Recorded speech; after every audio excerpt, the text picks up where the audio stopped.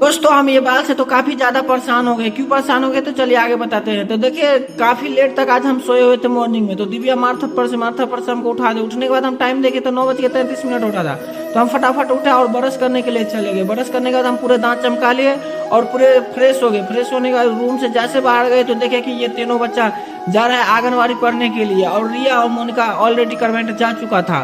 पर ये तीनों बच्चा अभी जा रहा है जो कि 10 बज रहा है। तो ये तीनों अपना चला गया। फिर हम छत पर आए। छत पर आने के बाद हमको शैम्पू लगाना था जो कि नहाने से 10 मिनट पहले हमको शैम्पू लगाना रहता है। क्यों लगाना रहता है आप लोग सोच रहे होंगे कि लोग नहाने वक्त में शैम्पू यूज करते हैं, पर हम पहले क्यों? तो हमको एक मैम बोला है कि आप नहाने से 10 मिनट पहले शैम्पू यूज कीजिएगा तो आपको बाल नहीं टूटेगा।